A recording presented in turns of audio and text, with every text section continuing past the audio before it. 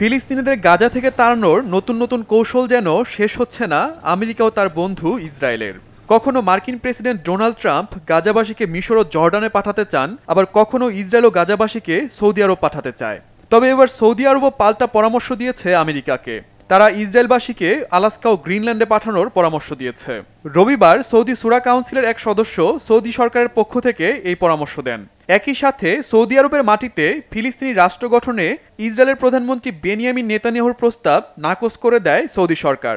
রবিবার এক বিবৃতিতে সৌদি পররাষ্ট্র মন্ত্রণালয় কড়া ভাষায় জানিয়ে দেয়, ফিলিস্তিনিদের নিজস্ব ভূখণ্ড থেকে উচ্ছেদের পরিকল্পনা মেনে নেবে না সৌদি আরব। তারা জানায়, দশকের পর দশক ধরে নানা ষড়যন্ত্রের শিকার ফিলিস্তিনিরা। বিভিন্নভাবে ফিলিস্তিনিদের ওপর অত্যাচার নির্যাতন চালাচ্ছে ইসরায়েলিরা। ফিলিস্তিনিদের তাদের নিজের ভূমির ওপর পূর্ণ অধিকার রয়েছে এবং সেখানেই তারা থাকবে বলে সাফ জানিয়ে দেয় সৌদি সরকার। একই সাথে স্বাধীন ফিলিস্তিন রাষ্ট্র প্রতিষ্ঠা হলেই কেবল ইসরায়েলের সাথে সম্পর্ক স্বাভাবিক হবে বলে শর্ত জুড়ে দেয় রিয়াদ।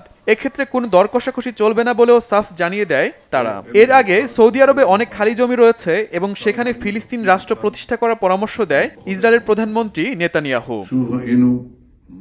ইসরায়েলি প্রধানমন্ত্রীর এমন মন্তব্যে তীব্র ক্ষোভ জানিয়েছে রিয়াদ। তারা বলছে, গাজায় ইসরায়েলি গণহত্যাকে জায়েজ করতে এই ধরনের বিতর্কিত মন্তব্য করছেন নেতানিয়াহু।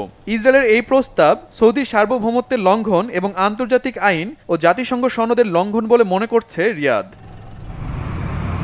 ইসরায়েলের প্রধানমন্ত্রীর এমন মন্তব্যের তীব্র নিন্দা জানিয়েছে জর্ডান, মিশর ও সংযুক্ত আরব আমিরাত। নেতানিয়াহুর এই প্রস্তাবকে সৌদি আরবের বিরুদ্ধে উস্কানিমূলক পদক্ষেপ উল্লেখ করে একে দায়িত্বজ্ঞানহীন এবং অগ্রহণযোগ্য বলে মন্তব্য করেছে তারা। শহীদ আরাফাত, বাংলাভিশন নিউজ ডেস্ক।